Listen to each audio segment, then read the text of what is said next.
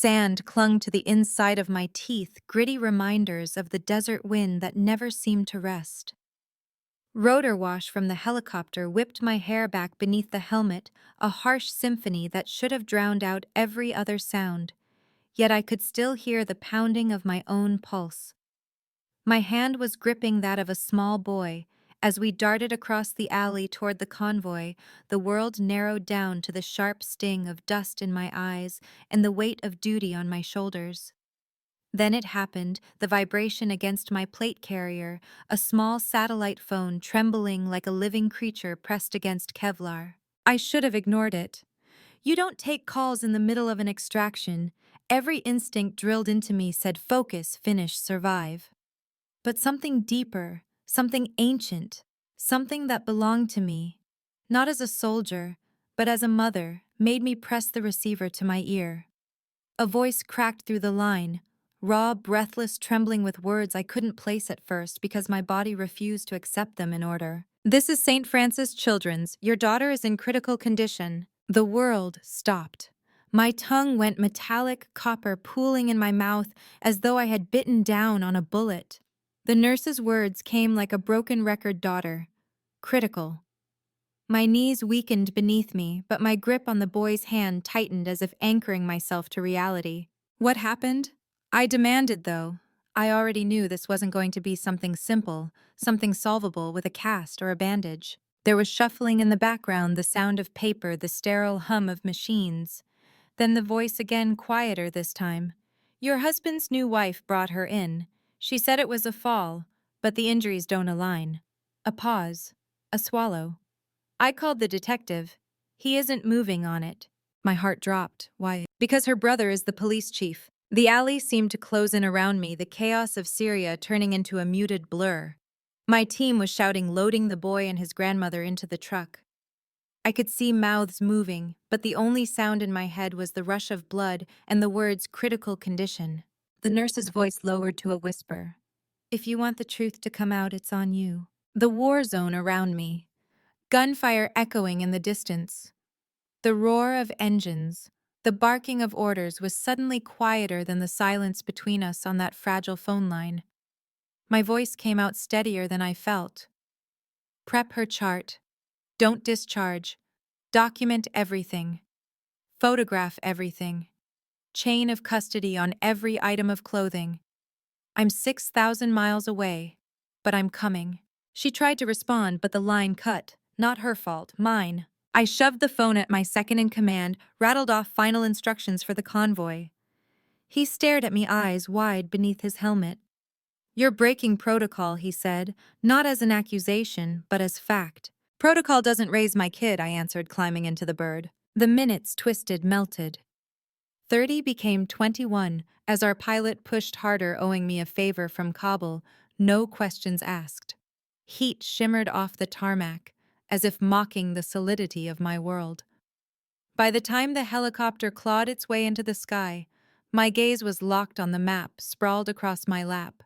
The ocean stretched like a wall between me and the hospital room where my daughter's small body lay under lights too bright for her fragile eyes. Here's the thing about systems. They are built to protect the people who design them, and the moment a system chose my daughter's suffering as its price of silence, it declared itself my enemy. I didn't need permission anymore. I wasn't flying home to beg.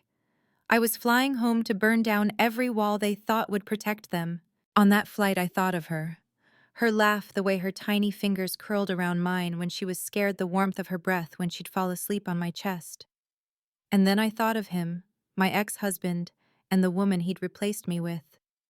The one who now had the audacity to walk my daughter into a hospital and feed them a story so flimsy, even a nurse with tired eyes couldn't swallow it. I crossed 3 names off the list I had carried in my mind for years.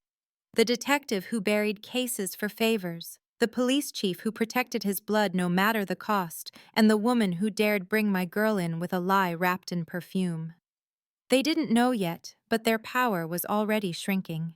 The plane touched down and the air slammed into me, humid, suffocating wrong. Not the kind of air you want your child breathing from a hospital bed. My boots hit the ground before the stairs locked in place. No suitcase, no pause, No time for pleasantries. Only a backpack slung over my shoulder stuffed with the documents I would need to strip people of their authority. A black SUV waited. The driver said nothing. He didn't need to. He knew the route. Streetlights streaked across the windows as we carved through the sleeping veins of the city. My reflection glared back at me, hair flattened by a headset, eyes ringed with exhaustion, blinking too little, burning too much. The nurse was waiting in the ER hallway. No smile, no soft welcome. Just a slow, grave shake of her head before she led me into a room I will never forget. It was too white, too cold. Machines hummed and hissed, each beep a reminder of how fragile life can be. My daughter's skin was pale, her small body dwarfed by wires and tubes. For a moment, the battlefield I had just left seemed merciful compared to this. "She's stable for now," the nurse whispered, though the words felt as fragile as glass. "But you need to see this." She pulled back the blanket. My breath locked. The bruises weren't the kind you get from falling. They were shaped, deliberate. Dark, cruel fingerprints circled her tiny wrist. Evidence written in purple and blue across her small body. I touched her hair, my hands trembling. "Who did this to you, baby?" My voice cracked into a question she couldn't answer. Her eyelids fluttered, but she didn't wake. The nurse slid a sealed evidence bag onto the counter. Inside the clothes she had arrived in stained damp in places that twisted my stomach. I took photos. I time-stamped everything. The nurse handed me another recording her call with the detective. His voice echoed on playback, cold, dismissive. "Drop it! You recorded this," I asked, my tone sharper than I intended. She nodded. "I knew you'd need proof." That was when the door opened without a knock, and she walked in. The woman who had married my husband after me, the stepmother who now stood in this sterile room as though she belonged. Her perfume reached me before her words, sweet and suffocating, a veneer of innocence masking poison. "You're here," she said, lips curling into something almost like a smile. "We should talk before you do anything rash." I rose slowly, every inch of me shifting from soldier to mother to something far more dangerous. "No," I said, my voice low, steady. "We'll talk after I make 3 calls. First to a lawyer, second to a journalist. And third," I glanced at the nurse who gave the smallest nod, "to someone your brother can't silence." Her smile faltered. Her eyes narrowed. "You don't know what you're starting." I looked down at my daughter, her chest rising shallowly against the rhythm of the machines. My hand brushed her small fingers. "No," I whispered. "You have no idea what I'm finishing." By the time she left the room, the air smelled only of antiseptic and rage. The nurse slipped me a folded piece of paper. 3 names, 3 numbers. "You'll need them," she said softly. One belonged to a lawyer who could move mountains of paperwork with a single call. The second to a journalist who thrived on tearing down the untouchable. And the third, the kind of number you never save in your phone. The kind you keep on paper because once it's used, there's no turning back. And I knew, staring at my daughter's still face, that I would use them all. The first night, I barely moved from her bedside. Machines beeped in steady rhythms, but every time one paused or shifted tone, my heart would seize. I stroked her hair, whispered her name, begged her to hold on while the world outside spun in lies and silence. Between those fragile moments of calm, I read through the hospital chart line by line, every detail burned into memory: contusions inconsistent with the fall, defensive marks on her arms, internal bruising the size of fists. This wasn't an accident. This was violence. But violence has fingerprints, and fingerprints leave trails. I wasn't just her mother. I had been trained to notice what others ignored. The chart noted time of admission inconsistencies in the stepmother's account, gaps between injury and hospital arrival. It was enough to raise questions, enough to prove negligence, enough to destroy their facade if I moved carefully. By morning, I was exhausted but steady. My lawyer arrived first, a sharp woman with iron in her voice. She listened to everything, tapping notes on her tablet, her jaw tightening with each new detail. If what you're telling me is true, they covered for her, both the detective and the chief. That's criminal obstruction. Then let's make it public, I said. She shook her head. Not yet. Build the net first. When it closes, there'll be no escape. The journalist came next, sliding into the cafeteria booth across from me. His eyes were hungry alive with the scent of scandal. Police corruption, child endangerment, a cover-up with blood ties. This is fire.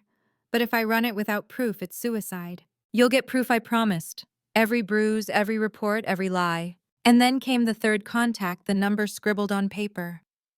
I made the call from a payphone outside the hospital, rain spitting against the glass like the city itself wanted to wash its hands of me. The voice that answered was low, gravelly, more silence than sound. I was told you don't ask questions, I said. I don't, came the reply. I need eyes, everywhere. I need records, movement logs, surveillance, and I need it now. A pause, then send the names. I hung up, pulse pounding. The trap had been set. Back in the hospital room, my daughter stirred. Her eyelids fluttered, a soft whimper escaping her lips. I leaned close, whispering her name again and again, until her eyes cracked open, glazed but alive. She tried to lift her hand tubes, tugging at her skin, and I caught it gently. You're safe now, I said, though part of me knew it was only half true. She mouthed a single word. Why? It shattered me. Because how do you explain to a child that the people who should protect her are the ones she needs protecting from? I kissed her forehead, tears slipping into her hair. Because some people are cruel, but I promise you they will never touch you again. That night, evidence began to arrive. Files slid under my door. Photos of the stepmother shopping hours after the supposed fall. Logs showing the police chief deleting calls from the detective's record. Bank transfers connecting my ex-husband's new wife to donations funneled into the department. Each piece tightened the rope. By the third day, the journalist was ready. This is bigger than I thought, he said, spreading photos and documents across the cafeteria table. It's not just neglect. It's a conspiracy. If this runs, it won't just take down the stepmother. It'll scorch the entire department. Good, I said, let it burn. But before the story broke, the stepmother came back. She slipped into the hospital room late at night thinking I'd be gone. Her heels clicked against the tile, perfume curling around her like smoke. When she saw me sitting in the chair, she froze, mask slipping just long enough to reveal the venom beneath. You don't want to do this, she hissed. You'll ruin everything. His career, the family's name. Do you really want your daughter growing up in a scandal? I stood slowly, stepping between her and the bed. She doesn't need a name. She needs the truth. And I'll ruin every last one of you to give it to her. Her eyes narrowed. You don't know what we're capable of. My voice was ice. You don't know what a mother is capable of. Security escorted her out. But I knew it wasn't over. People like her didn't vanish quietly, they retaliated. The question was when. The answer came 2 nights later. The hospital lost power for 6 minutes. Generators failed mysteriously. Alarms didn't sound. But I was there, flashlight in hand, crouched by my daughter's bed ready. And when I caught the shadow moving toward the room, I lunged before the handle turned. My fist connected with bone, a groan spilling into the dark. Security lights flickered back on, revealing one of the chief's men bleeding from his lip. By dawn, the journalist had the story queued. The lawyer had injunctions filed, and my contact sent a final message. Check the chief's offshore accounts. Password is his wedding anniversary. The net was closing, and as my daughter slept safely for the first time in days, I finally felt it, the shift from defense to attack. The morning the story broke, the city woke to headlines that shattered the illusion of power. Photos of my daughter's bruises, blurred for privacy, but clear enough to stir rage, filled the front pages. The article laid it out piece by piece: a stepmother's lies, a detective's silence, a police chief's corruption. My daughter's suffering was no longer just a family tragedy, it was a public reckoning. Reporters swarmed the hospital lawn, microphones flashing like gun barrels, their questions sharp, relentless. I kept my head high, shielded my daughter with my body when cameras tried to angle past the blinds. I didn't crave attention, I craved justice. And justice for once was leaning in my direction. Inside, my lawyer paced with her phone pressed to her ear, fielding calls from prosecutors suddenly eager to cooperate. They smell blood, she said, lowering her voice. The DA wants statements. They want you to testify. Good, I answered. I've been testifying my whole life, just no one ever listened. But not everyone was ready to let the truth breathe. My brothers-in-law, the chief and his allies, lashed out. Press conferences where they called me unstable. Anonymous letters slipped under my door warning me to drop it for her sake. Anonymous until I noticed the stationery matched the one the department used. They wanted fear to silence me. They didn't realize fear had already burned out of me the moment I saw my daughter hooked up to those machines. The stepmother disappeared for a week. No public sightings, no calls. But the silence felt heavy like the pause before a storm. Then she reemerged, not in person, but through a carefully crafted statement delivered by her lawyer. It was a tragic accident. She loves the child as her own. This is being twisted for personal revenge. Revenge. The words slithered like poison. They wanted to paint me as bitter, vengeful, unstable, but I didn't need revenge. What I wanted was bigger. I wanted accountability. One night, as I sat by my daughter's bed, she stirred again. This time stronger, her small voice rasping through cracked lips. "Mommy!" I was on her side in an instant, my heart swelling with relief. "I'm here, baby, I'm right here." Her eyes glistened with confusion. She pushed me. The words hit like a gunshot. My daughter remembered. The stepmother hadn't just failed to protect her, she had harmed her. I recorded it. My lawyer sealed the file. When the prosecutor heard it, he didn't hesitate. Warrants followed. And when officers not tied to the chief arrived at the stepmother's house, she didn't smile this time. She screamed, she clawed, she spat venom that cameras captured live. And the city saw not a stepmother protecting a child, but a woman dragged away in handcuffs, mascara streaked with guilt. But victory tasted bittersweet. Because the deeper we dug, the clearer it became she hadn't acted alone. The bruises, the fear, the cover-ups, this wasn't just her cruelty. It was my ex-husband's silence. He hadn't lifted a hand, but he had watched. He had known, and he had chosen his new wife over his own daughter. When I confronted him, he stood stiff in the hallway, jaw clenched, eyes darting like a cornered animal. "You're destroying the family," he spat. "No," I said, my voice steady. "You destroyed it when you let her lay a hand on our child." His silence was answer enough. The trial began months later. The stepmother sat in court, dressed in beige, trying to look fragile, harmless. The detective avoided my eyes. The chief puffed his chest in uniform, pretending the badge still held weight. And I walked to the stand, my heels echoing in that chamber, my daughter's voice replaying in my mind. She pushed me. I told the jury everything. The phone call in Syria, the bruises, the cover-ups, the threats, and finally my daughter's words. I did not cry. I did not tremble. I spoke as if each word were a weapon. Because they were. The jury deliberated for less than 3 hours. Guilty, child abuse, obstruction, conspiracy. The gavel struck, and in that sound I heard the chains of silence breaking, not just for my daughter, but for me too. But justice doesn't erase scars. My daughter still wakes some nights crying. I still check the locks 3 times before bed. And sometimes when I see a woman with the same perfume in a grocery store aisle, my chest tightens until I can barely breathe. Healing is slower than justice. Still, we move forward. She goes to therapy, learning that safety can be rebuilt. I hold her closer now, never taking for granted the sound of her laughter returning piece by piece. And as for me, I've turned the fire of this battle into purpose.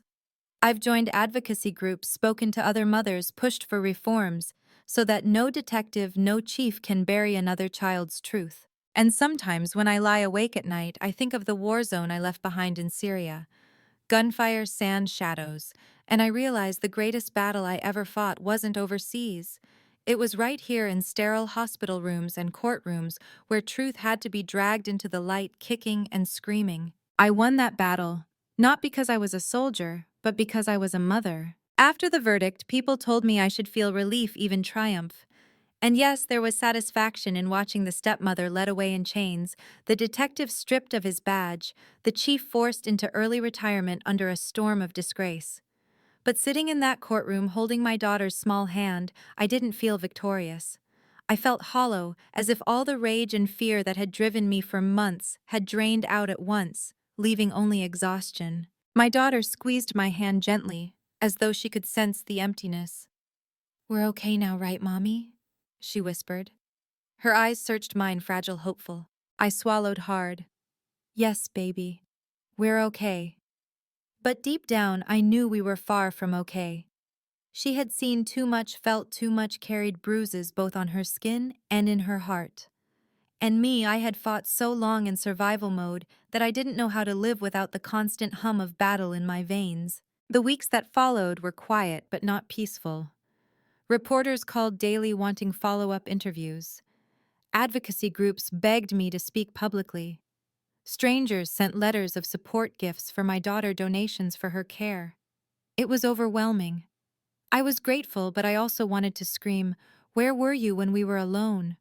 Where were you when she was lying in that hospital bed and I was fighting the system with nothing but scraps of evidence and fury?" One evening, as I tucked her into bed, she looked at me with that brutal innocence children have and asked, "Why did Daddy let her hurt me?" The question gutted me.